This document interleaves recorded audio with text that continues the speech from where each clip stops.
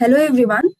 A very good morning to all of you, and welcome to today's webinar on Kubernetes deployment strategies. So, this is Yashaswini, DevOps engineer from DevTools. Today, we are looking at why teams are shifting from Jenkins to modern CD to ship their applications and services to Kubernetes.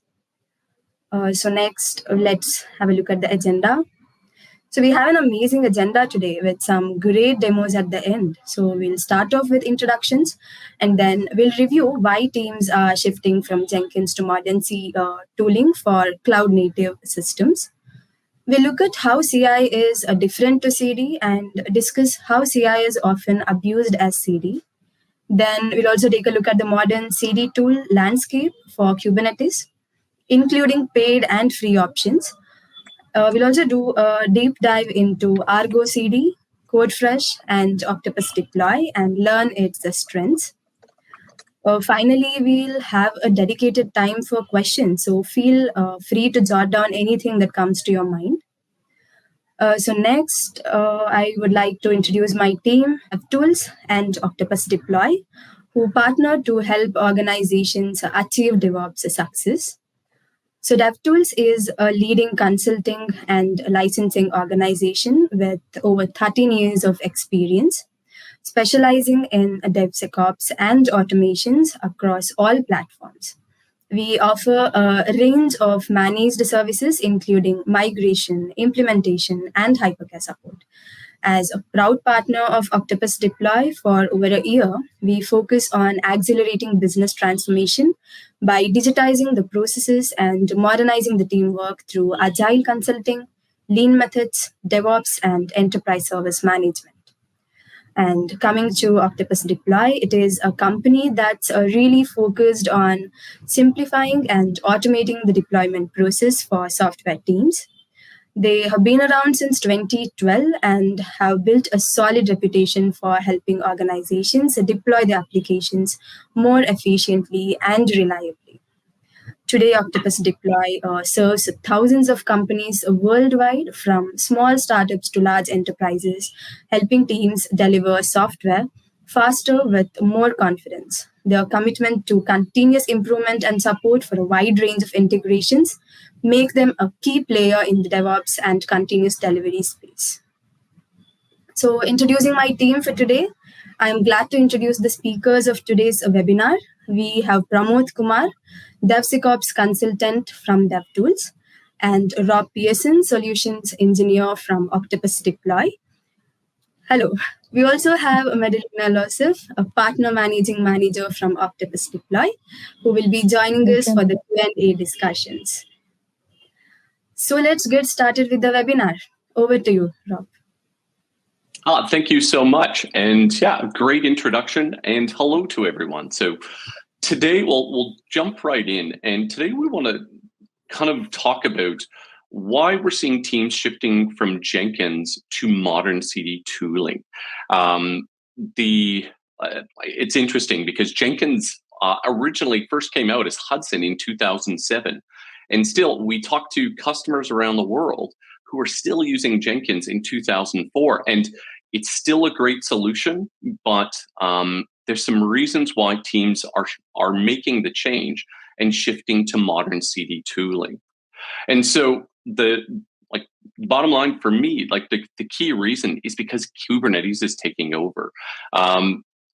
We speak to customers and companies around the world, and almost every company seems to be at some stage of adoption with Kubernetes and cloud-native technologies.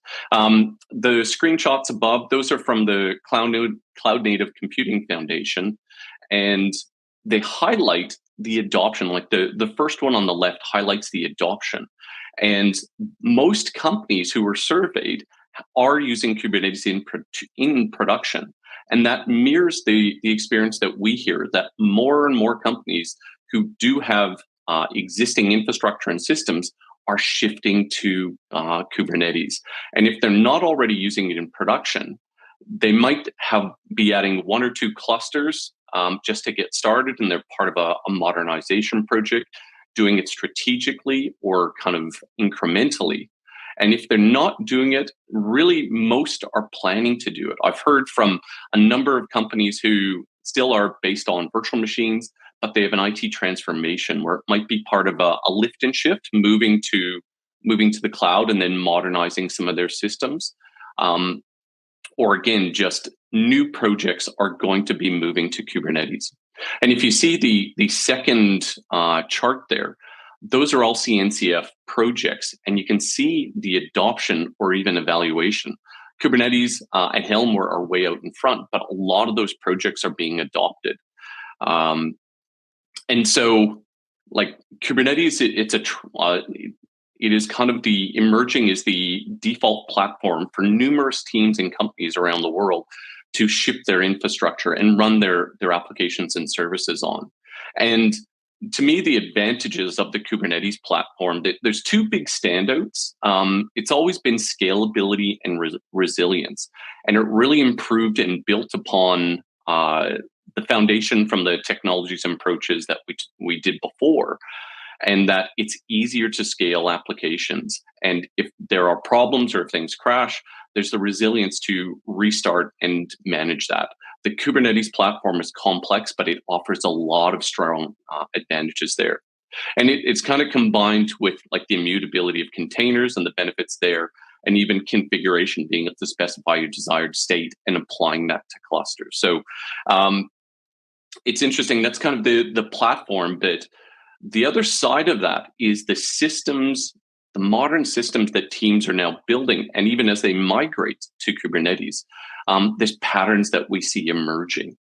The first one, like a requirement if you're moving to Kubernetes or primarily, is containerized. Teams are containerizing their systems and moving forward. But architecturally, the thing that we're seeing is more and more components and modules. Systems are becoming more complex, and microservices is becoming more and more common, especially for teams building, say, new greenfield applications, but even as they re-architect and modernize their systems. There's just this more and more components, whether they're true microservices or other granular services. But the complexity of the systems are growing. And I think that's kind of a hint as to why teams are kind of evaluating their CI/CD pipelines and taking a look at Jenkins. And like to some extent, this year, I've spoken to a number of teams and in the APAC region, a number in India recently. And to some extent, it's surprising that teams are still using Jenkins in 2024. And again, the project started as Hudson in 2007 and then shifted to Jenkins in 2011. So it's over 15 years old, but it's still the default solution for a lot of companies and teams. And I think the pros for it are clear. And I know in the past I've used Jenkins, and it's not perfect, but it works. And so it's a great automation solution, especially for CI/CD. It's easy to get started. And really the ecosystem, it's free and open source. There's hundreds of plugins. And one of the most astounding parts is that it still has an active community. They're still shipping new releases and updates around the platform. And so like in the past 5 or 10 years, they still have added new innovations. Jenkins pipelines were one of the first examples of config as code that I used for a CI/CD pipeline. And the Blue Ocean plugin, like there's been a range of innovations over the years. So you can understand why teams who are using this and it works are still using it. But on the other side, there are challenges and there's some cons for the platform. When you start working in this modern space with more complex systems and trying to take advantage of the Kubernetes platform. And first and foremost, Jenkins is not cloud native, so it is an older system. They have modernized it. There's plugins to work better with Kubernetes clusters. Jenkins itself is containerized. There's a range of things that have moved it forward, but it still isn't true cloud native the way more modern systems that have been architected for this platform are. And one of the cons that I've from my own experience that I saw was the plugins are great, and that's a great part. An accelerator is part of the Jenkins platform, but you still have to write I found, and I've heard from other teams, that you still have to write a lot of custom scripts. They're often the glue that helps make it a really viable platform. And the challenge with custom scripts, especially as teams grow and applications evolve, is often there's copies of copies of copies. And so it becomes harder to maintain. And that's one of the challenges that I've heard from a lot of teams using Jenkins, even to this day. And it has, to some extent, it has lack of observability, visibility into release status, and even cluster status. It can be challenging to move through environments and doing that in a first-class way with flexibility and even rollbacks. I remember speaking to a team earlier this year, and the only way they could roll back from a bad prod release was to run an entire pipeline. So there are challenges there. And kind of the counter to the free and open source benefit is that if you do need technical support, unless you're paying for a commercial packaging of Jenkins, there isn't technical support. And even the more modern approach that we'll talk about today, GitOps, Jenkins has a lot of positives, but it doesn't truly support GitOps as it has emerged as a popular approach. And so to try and summarize the feedback that we've heard and seen in the industry, why are teams shifting from Jenkins to modern CD tooling for Kubernetes? It's kind of three big reasons. And again, the first one is less time writing and maintaining custom scripts. Jenkins is a fantastic platform, but often you still have to provide that glue or deployment scripts to do what you need. And for repeatable deployments, easier environment progression and even rollbacks can still be a pain point. And the final one, better observability. So if you want to say what version is deployed to the staging environment, who approved the last release, or even the ability to see the result of a deployment to your cluster, visibility into what has actually changed, rather than just executing a kubectl command. These are the primary reasons why teams are shifting, and we'll kind of uncover that as we go through this. Now, I've mentioned why teams are moving from Jenkins to modern CD solutions. That's focusing on, like in a CI/CD pipeline, I've been focusing on the deployments or the continuous delivery part of that. But I think a key distinction is that you can still take advantage of Jenkins for CI and build a best of breed CI/CD pipeline. This is something that we often recommend. So teams can pair the CI tool of choice, and again, often that's Jenkins, alongside a more modern solution. So they take advantage of a CI process to compile their code, run tests, run any analytic tools, and the final step is to publish containers. I saw a presentation recently by one of the Argo maintainers who talked about CI platforms are often abused as a CD tool. And his point was that CI processes are stateless. They execute, they're aware, while they're running, that's when they're aware of toolings and systems. But as soon as they stop, they no longer have insight into additional infrastructure. Whereas the more modern tooling, which can do deployments, but it can also give you good observability, live status into what has changed in a Kubernetes cluster. And so that's a key distinction where you can combine CI and CD tooling for your own advantage. And for organizations that are taking on IT transformation or modernization projects, you don't have to change the world. You can keep your CI process and easily integrate with modern tooling for your deployments. And that can reduce some of the costs as part of that modernization, as part of modernization efforts. And so this might be a little bit foreign, but it's a topic that we think about a lot, where CI is not CD. And I'd just like to explore that just quickly in a little more depth. So I think the key message is that CI/CD, they have different concerns. CI is driven by source code, and the output is artifacts or containers published to a registry. But CD is driven by those outputs, the artifacts and environments. And the output is a system running in an environment. And it really comes down to using the right tool for the right job. And so I've highlighted a blog post here. It's on the new stack. If you Google CI is not CD, you can get a lot more information on this. But I think I had a quote from a platform engineer at a large US company who said, he kind of summed it up quite well. When using CID for CD, you end up in a situation where you have to create more complex pipelines to work around the shortcomings of CI. While tools that are built explicitly for CD tend to be simpler to understand and use for deployments. So I guess one key takeaway just from today's presentation is to think about it in that terms of CI is not CD, and you can build a best of breed pipeline to suit your team's needs.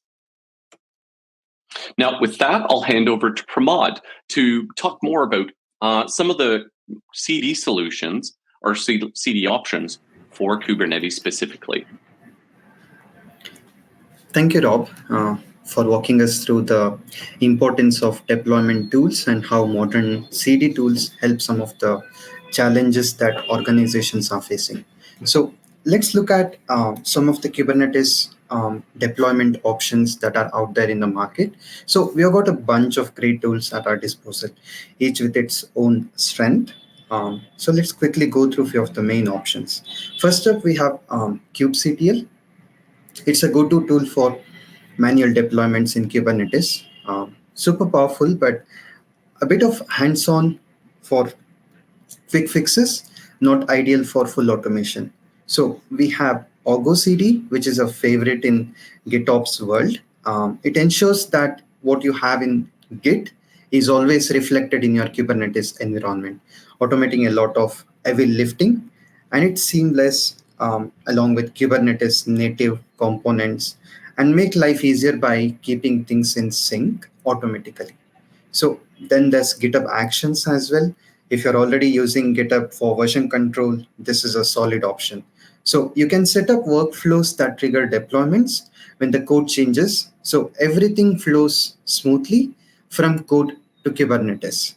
We also have Flux, another GitOps tool that does a similar job to ArgoCD, keeping your clusters in sync with what's stored in Git. It's flexible and it integrates well with things like Helm charts and container registries. Terraform is a bit different here, as it's usually used for managing infrastructure, right? But it's increasingly popular for handling Kubernetes deployments too. It's perfect if you want to manage both of your infrastructure and app in one place. For a more enterprise-focused tool, there is Codefresh. It's built specially for Kubernetes, offering greater visibility into your deployments, how applications are managed, and making it easier to manage even complex pipelines as well. Finally, we have Octopus Deploy. This tool is excellent for managing the releases across hybrid environments, including Kubernetes. It's not known for handling more of complex deployment strategies like blue, green, and canary releases. So depending on your needs, whether it's automation, flexibility, or scale, there's a Kubernetes CD tool that's right for you. Many teams even combine these tools to build best pipeline for their workflows. So this diagram shows how modern continuous deployment fits into a broader best of breed pipeline. The process starts from planning, developing, and building, and finally deployment, right after which you host your application. And it incorporates variety of tools that integrate seamlessly to optimize each of the phases of SDLC. So starting from left, we have Jira, GitHub for planning and source control. Developers work within these environments to plan and develop the application code. So moving on, we have build phase where we see several tools in action. be it GitHub Actions, Jenkins, and TeamCity. These tools are used to automate continuous integration process. So these tools handle the tasks like building the code, testing it, and preparing the artifacts for what next to come. And in the deploy phase, we move on to modern CD tools. So ArgoCD and Codefresh are Kubernetes native solutions that we earlier talked about, which manages the deployment process. And it integrates with platforms like AWS, Azure, and Google Cloud to push the applications to respective hosting environments. The provisioning steps are supported by tools like Terraform, which automates the infrastructure provisioning, and approval steps are managed by service management tools like ServiceNow or Jira Service Management for approvals and tracking purposes. So finally, the deployment reaches the host phase where the applications are run in various cloud environments or even in on-prem environments or even hybrid environment, right? So these are supported by Kubernetes clusters. So this flow allows teams to mix and match the best breed of tools of each part of the CI/CD pipeline, ensuring flexibility, scalability, and observability throughout the entire process. And let's take a quick look at ArgoCD, one of the most popular tools in Kubernetes ecosystem for continuous delivery. So what we have is it's a GitOps tool, which means it's all about making Git as a single source of truth for both your infrastructure and the applications. You define the desired state of your app in Git, and ArgoCD will make sure that your Kubernetes clusters are always in sync with the state that you have defined in Git. So no more manual tweaks or worrying about the things that drifting apart from the place. So what makes it really shine when we are talking about ArgoCD? First of all, it's Kubernetes native, which it is built specifically for Kubernetes. So it feels right in the ecosystem. Everything is declarative here, meaning you define your environment, how it should look like, and ArgoCD does the rest of the work to keep it that way. It does have a health monitoring system as well, where you get real-time insights on applications that you have deployed. So basically the deployments, services, any of the Kubernetes components that we see out there, right? And you'll immediately know if anything goes wrong. And for bigger teams, there's role-based access control and how you manage your repository connections. And this project as well, where you have manage that within teams. In short, ArgoCD simplifies your deployment process, and instead of constantly managing the scripts and manually fixing the issues, ArgoCD helps you to automate the process where you're giving more focus on developing the actual project.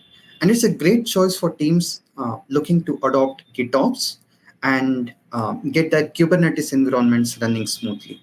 So we have some of the principles as well, where it talks about how we approach managing our infrastructure and deployments. So first up, we have a declarative principle that just means we are telling the system what we want it to look like, and the tool figures out how to get there. So instead of scripting every step, we are focusing on the end result here.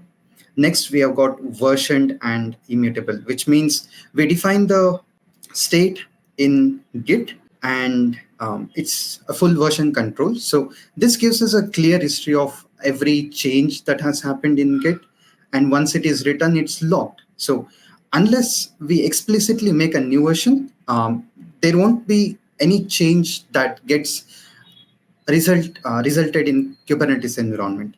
The third principle is it is pulled automatically, where you can define in ArgoCD whatever the changes that happens in Git that is automatically reflected in your Kubernetes environment as well.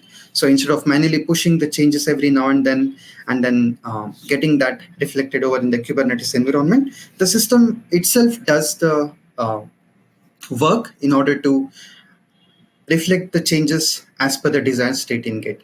And finally, we have continuously reconciled. So this is a key where system constantly checks if its actual state matches what we have defined in Git. And if anything goes out of sync, say someone makes an approved change in GitOps, or someone does a manual kubectl command and try to fix some of the things, it automatically notifies the admin, and then will be in sync with what's happening in the Kubernetes environment. So in short, we define it in Git, and Git tracks it. The system pulls the changes. Everything stays in sync. So it's all about making the deployments predictable, safe, easy, and rollback is if needed. So let's take a look at the ArgoCD UI. This is where the magic happens when you're managing Kubernetes deployments.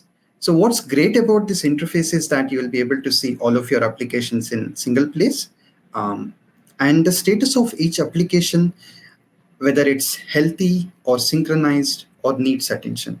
So you can easily synchronize, refresh, or even delete applications right from the panel, as you can see in the UI.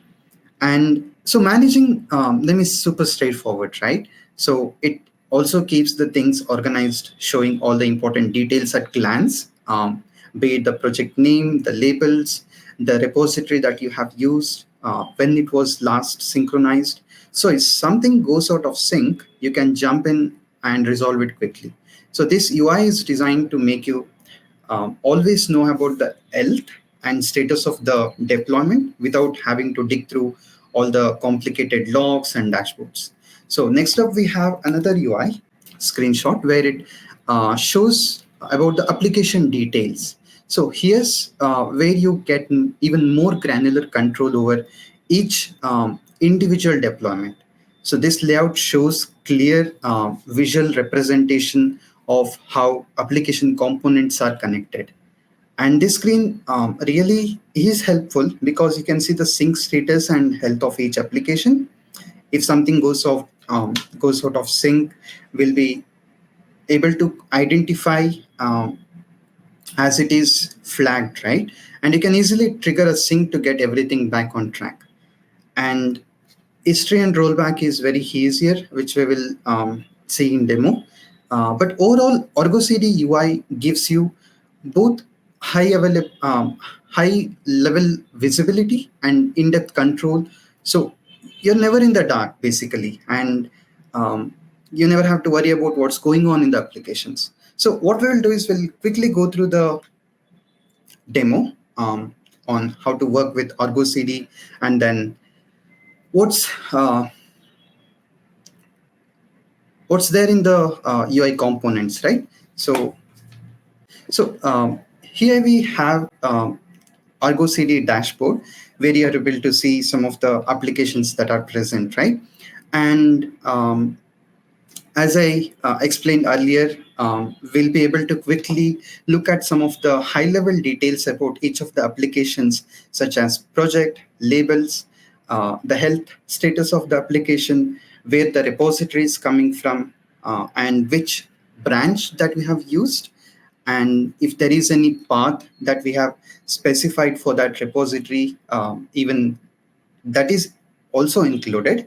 And the destination specifies which cluster we are deploying it on. So which means intuitively, we know that we'll be able to manage multiple clusters from a single ArgoCD application, and even connect to multiple projects as well.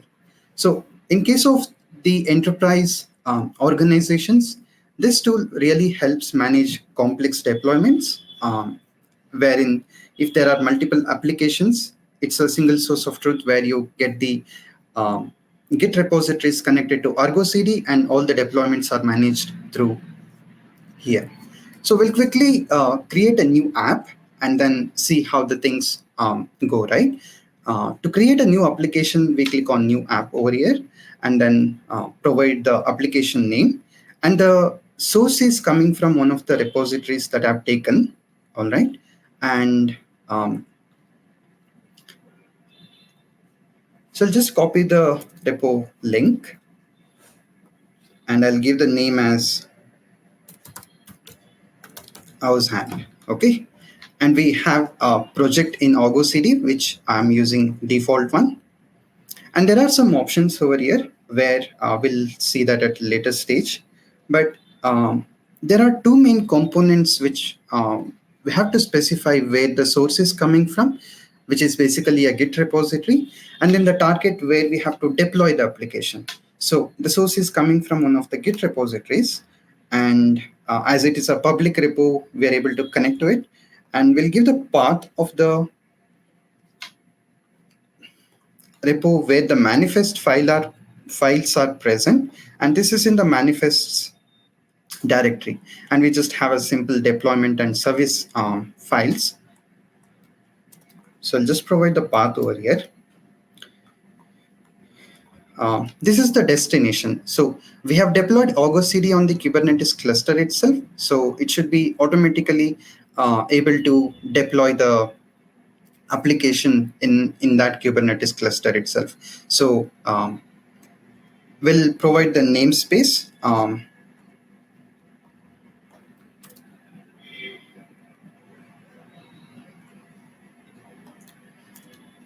So note that there is a strategy for the synchronization policy, which is manual and automatic.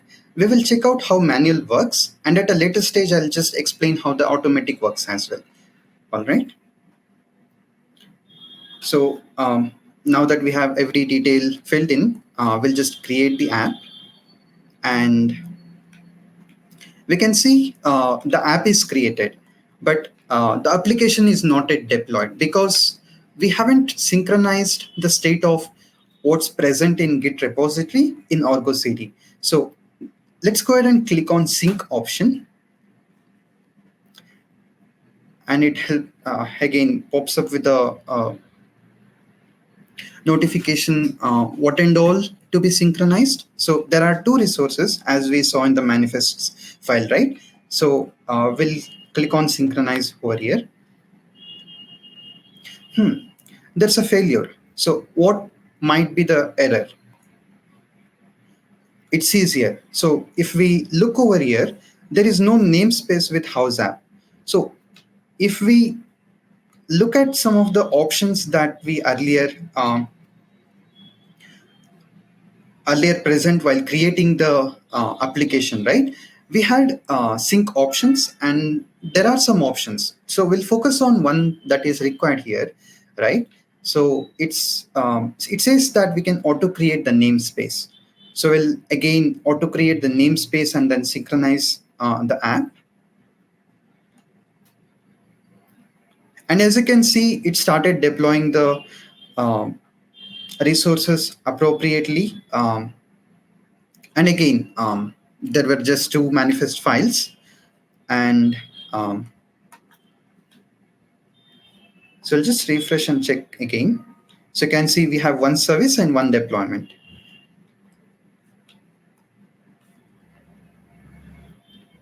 So I'll go over how to upgrade the app, and then along with that, how to roll back as well. So what we have is a house and then simple tree, right? I was supposed to deploy the application with V1 image, but I deployed it with V2. So I'll just see how rollback works, okay? But yeah, the thing is, we have deployed an application from the manifest that was present in the Git repo over here. And as soon as we change the Git repository, we will be able to see how ArgoCD identifies the changes in the Git repo, right? And it says out of sync, which means that the Git repo state and then the ArgoCD state is not synchronized. So in order to make a synchronized status, what we should do is we should click on sync in order to make those changes reflected in ArgoCD as well, right? So we'll synchronize it. And as soon as we do that, it starts again deploying the repo. and we should be able to see the changes get reflected. Okay, so now that we have this, it seems a bit odd that it went from a mansion to simple house, right? So we will just have to roll back quickly whatever the changes that we have done. So how do we do that? Using ArgoCD, it's very simple. So we just have to go to history and roll back and look at the latest deployment that we did, right? And it was basically 4 minutes ago. And if we look at the details, this gives us who changed at what point, how much time it took to deploy and everything. So we'll just click on here and then roll back to the previous version. Okay. And let that deploy. So forget about the sync status as it is the previous version which I have deployed. So if we just refresh, it should be back to normal. So this is how we can quickly roll back to the previous version if required, or if anything goes out of control, right, with the latest deployed changes. And I just want to take a moment here and then explain some of the important features that ArgoCD has. And while we can deploy an application one by one, say for managing some of the complex deployments, right? There's a concept of app of apps, where you have multiple applications or multiple services where you need to manage it within single manifest directory. And this is where this would come in handy. So what we see here is basically we have apps, and then there are multiple resources, which is basically namespaces, and then multiple applications as well.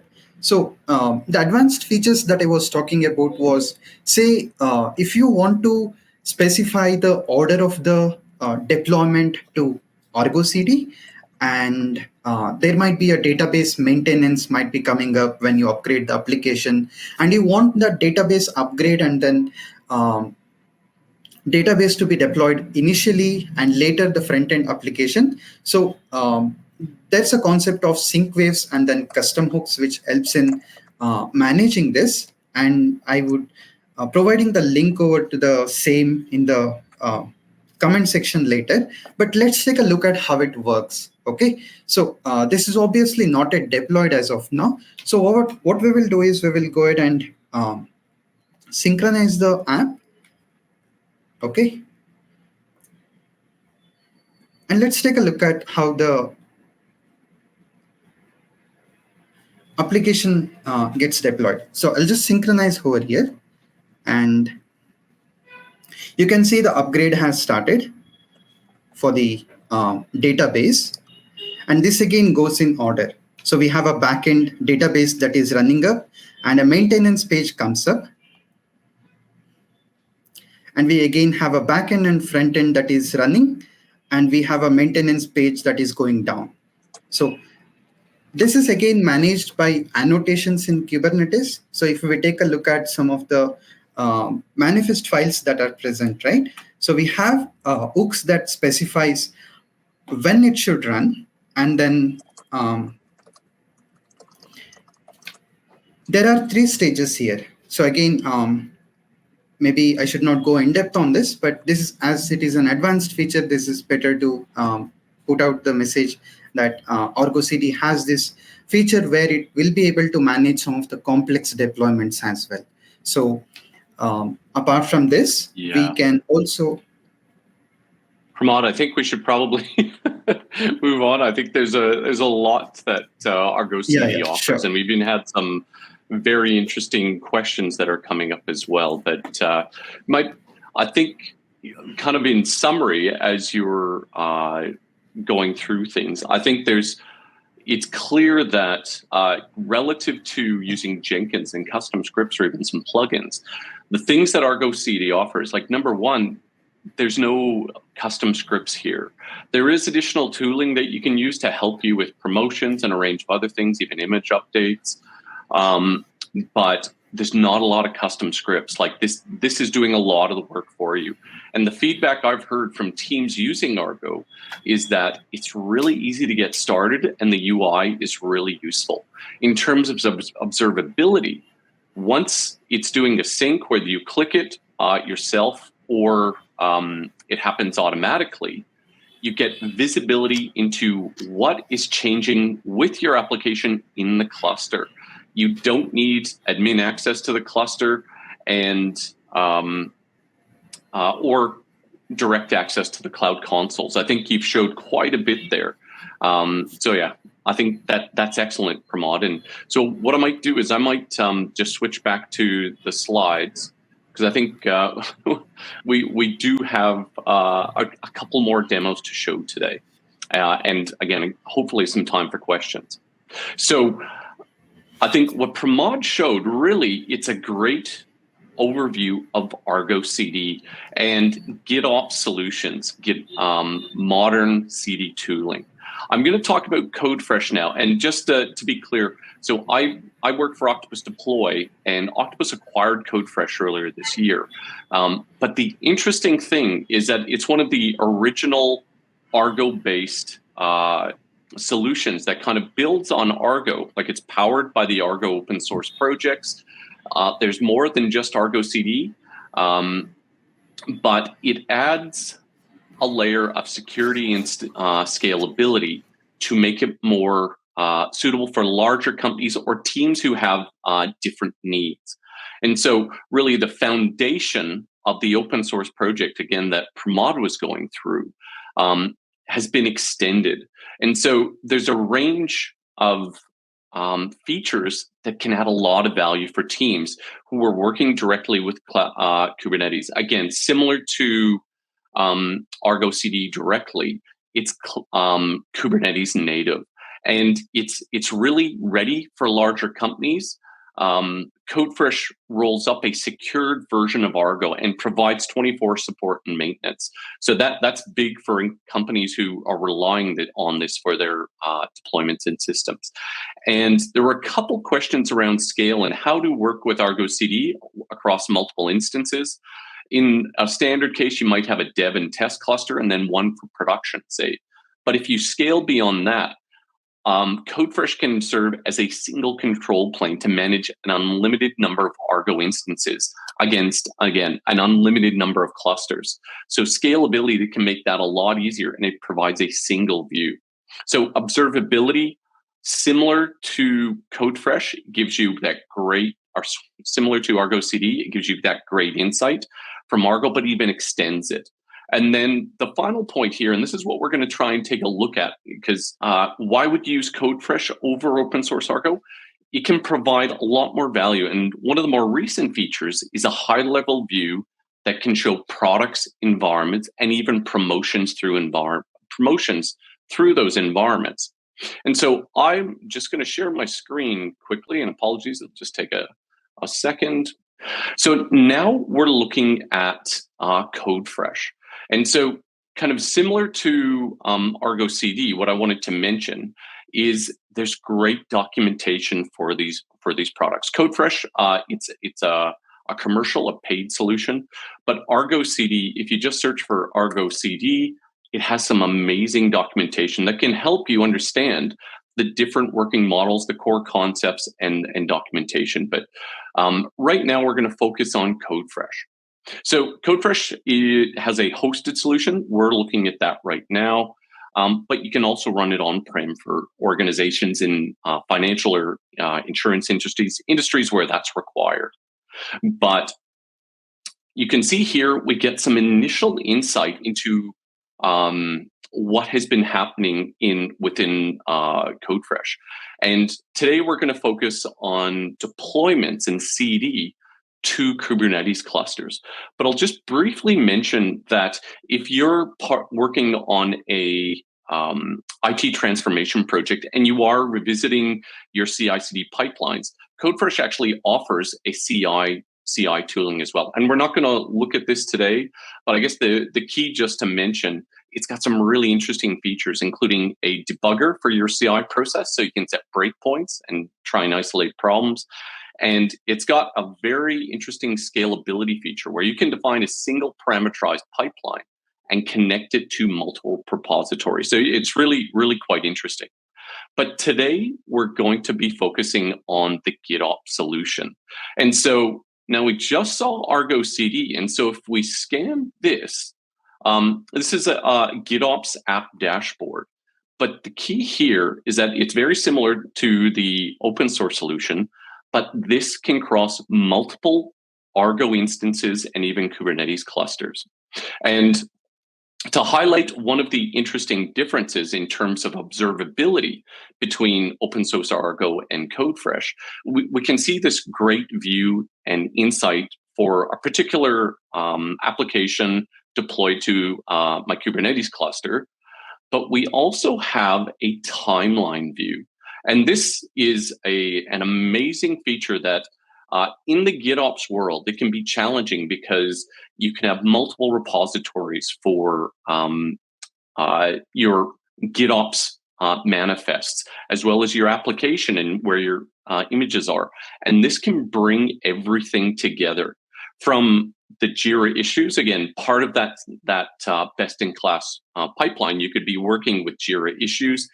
But then as your team makes changes to the application, you can surface the pull requests and even get insight into the builds and containers that are included. So this is just a quick snapshot of one of the other dashboards that can give you insight into your deployments. But now I want to focus on products environments, which is very new to Codefresh. But when we look at this, this is a very clear dashboard for a list of applications all deployed to one or more clusters. And so if I look at my production environment, I can have multiple clusters and namespaces all configured within Codefresh, and organize my different GitOps applications, group them together into projects, and even configure which fields should be surfaced for the different versions and releases. And one of the very unique things that you can do with environments in Codefresh, where I have a product, I can actually drag and drop that from one environment to another. And what Codefresh is going to do, it's aware of the different paths and potential repositories, and it can surface a diff of what would need to change for me to promote my product or application from one environment to another. This is a very common one. This is for a Helm chart, and it's showing the different container image tags and even an application version for my Helm chart. But this makes it very easy to configure environment progression with strong visibility into the state of my system and what's running in each environment. And this can be really, really useful, again, with those complex microservice applications. And so the other thing that I'm just going to show quickly, I'm going to jump to products. I'm going to highlight one of them. Products allow you to, again, group these different GitOps applications. And again, this is very similar to ArgoCD applications. But again, it's surfacing some of the changes very easily. And so what this allows me to see, again, at a glance, is the status of my application and what has changed as part of a release. And you might be thinking, like, this is good for a single project, but what would happen if I had a dozen or even hundreds of microservices? The value here is that you can actually configure promotion flows and be able to have applications flow automatically through your environment based on your needs. And so this is just a very quick example. And you can see I've got it configured where it's going to dev and then to staging and QA. But you can actually even assign pre and post-action workflows. Those are run as Argo workflows. And you can even change automatic promotions to requiring pull requests, so that's manual. So again, going from dev to QA is fine just to be driven by commit, but often you'll want more of a review and a pull request for production. So this is just a quick overview of Codefresh. I'm new to Codefresh, so if you have any deep questions, I'd probably connect you to our Codefresh team who know it much better. But that's just a quick overview of Codefresh and how it can help teams.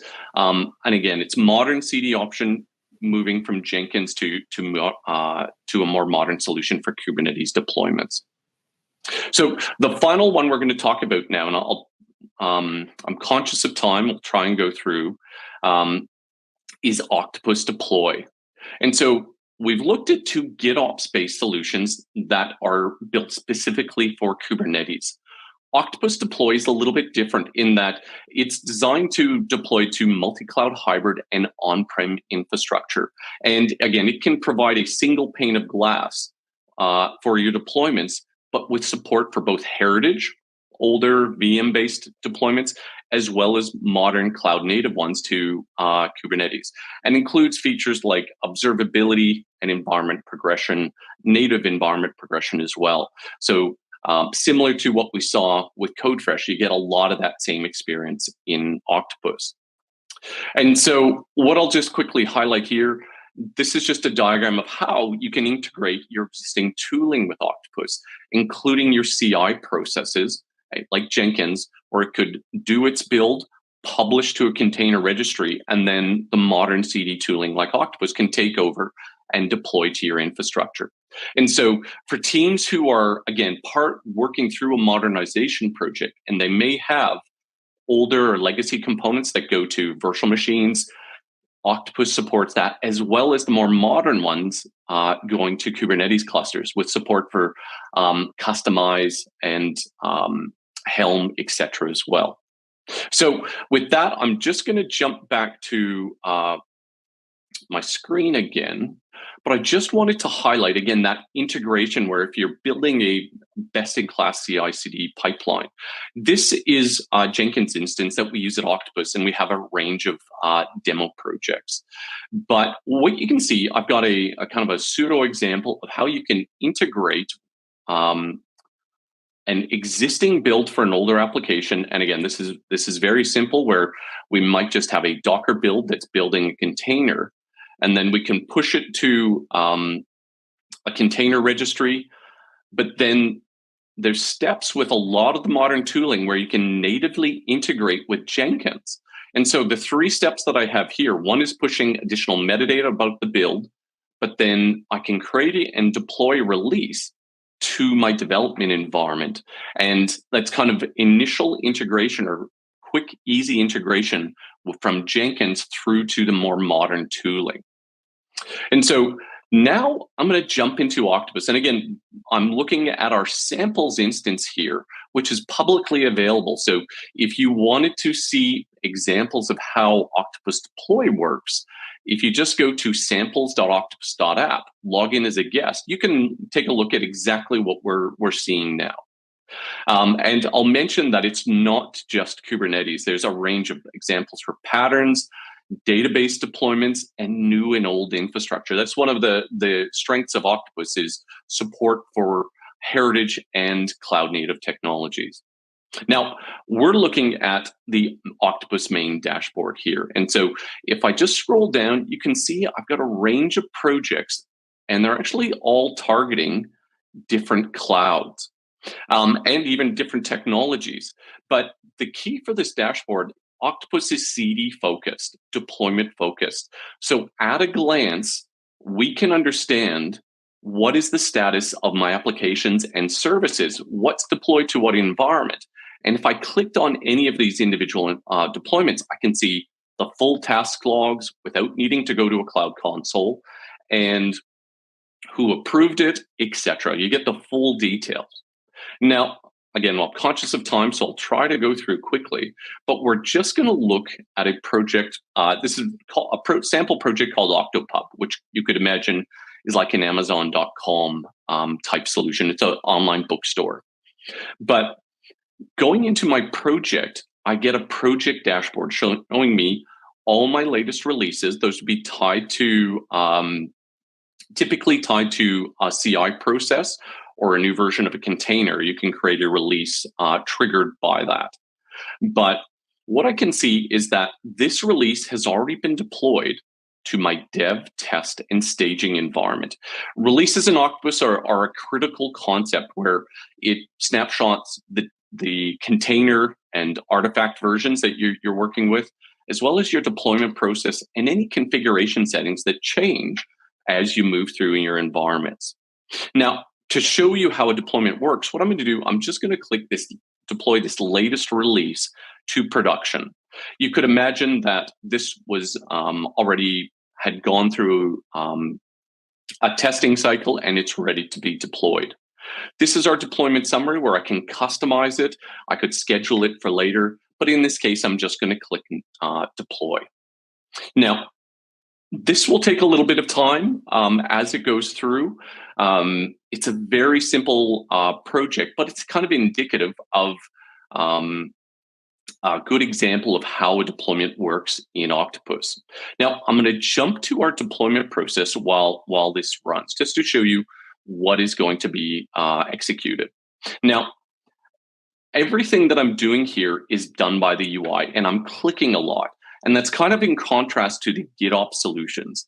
But this is a database-based project, but you can also have version-controlled projects. So all of my deployment process and non-secret project variables or configuration settings can be stored in an application repo. It can sit next to your Jenkins file, or it could be in a separate repo. You have flexibility. But this is still a deployment, and it's interacting with a Git repository. This deployment process, it will create my namespace if it's not there. It's going to have an approval, which it's probably waiting on right now for me. But then I'm deploying a Helm chart in this case. And so what we can see is I have a UI where I can just specify the values that I need. And so in this case, my Helm chart is actually in a Git repository. I specify the repository, and I have the ability to customize the rest of the deployment for this step. Now, this is using a step template. So under the hood, the script that is powering this has been already written and it's maintained. This is a first-class one from Octopus, but Octopus includes over 500 step templates that you can compose your deployment processes with a range of technologies, new and old. And the deployment process, as I mentioned, is combined with project variables, or those configuration settings that change as you deploy through environments. But all of this kind of adds up to enable teams to deploy in a consistent manner. And again, comparing to Jenkins, there's less custom scripts, and we have clear visibility of deployments. This one's waiting for my approval. I won't jump to that based on the time we have available. But the other thing that I'll mention is rollback. So if I had a problem with this release and I needed to roll back to the past one, I can simply redeploy that, and it will execute the deployment process with the older artifacts and deployment process and settings in a consistent, repeatable, and reliable way. Pramodh, did you want to just go through the summary, and we'll work through and wrap up? Sure. So thank you for demonstrating how Codefresh and Octopus Deploy can easily manage the Kubernetes deployments. So basically, Kubernetes deployment strategies are evolving, and moving from Jenkins to modern CD tools offers very significant benefits. So tools like Codefresh and Octopus Deploy make it so much easier to manage the Kubernetes deployments. They give you the automation and visibility you need with all the other reporting stuffs that is very much required. And this again benefits from without doing all the custom scripting that you would need to do it from Jenkins. So these platforms are designed to handle the complexity of modern environments, the technologies, and helping you deploy faster and more reliably, right? Modern tools save you a lot of time as well by reducing the need of custom scripts, unlike Jenkins, where you spend hours and us maintaining and updating scripts. And these newer platforms handle that most for you. So deployments run more smoothly. And if something goes wrong, as you saw, rolling back on to the stable version or to the any of the versions, right, is simple and quick. Lastly, these tools offer much better visibility, and you get clear real-time view of all the health and status of your releases and the clusters as well, which makes it very easier to manage the infrastructure and the applications as well. So shifting from Jenkins to a modern CD solution can save you time, improve reliability, and and give you better control over your Kubernetes environments. And a little short announcement. We're excited that Octopus Deploy and DevTools will be at KubeCon India on December 11th and 12th in Delhi. So this is an event that is a flagship event for cloud native technologies and bringing together best minds in the industry. So if you're attending, be sure to stop by and chat with us. We'd love to discuss how we can help you accelerate your business transformation with DevSecOps. So I hope this session has sparked an interest in how you can better manage and handle Kubernetes deployments. This wraps up the session. And thank you so much for joining today. So you can try Octopus Deploy or Codefresh for free at octopus.com or codefresh.io. So feel free to questions. Thank you. Ask any questions you may have.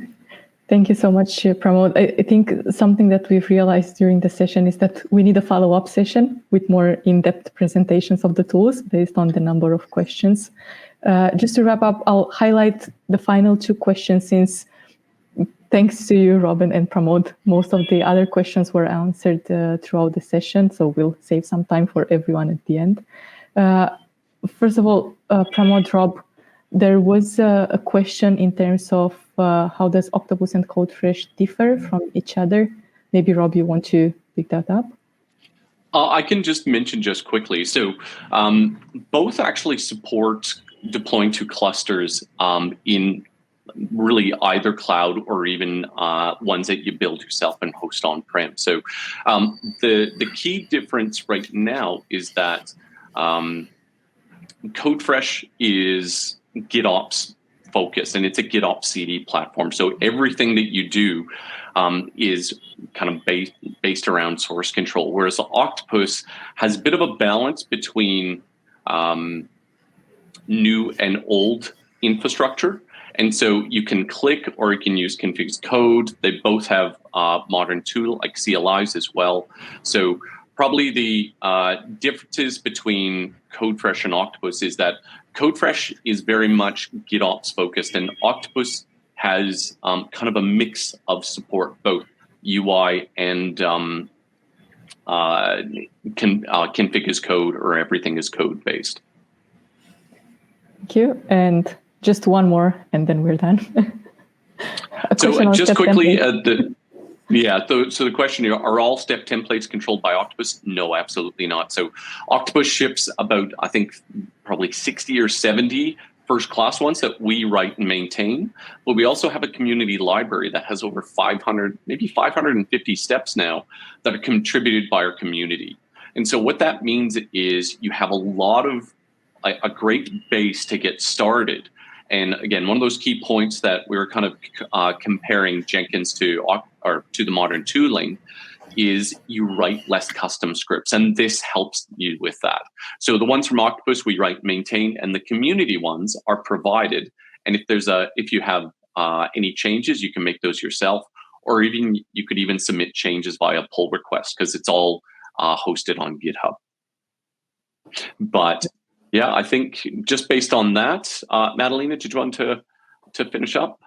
Yeah, just to thank everyone for joining us. We had a very big audience for today. So again, thank you for taking the time, for staying overtime as well.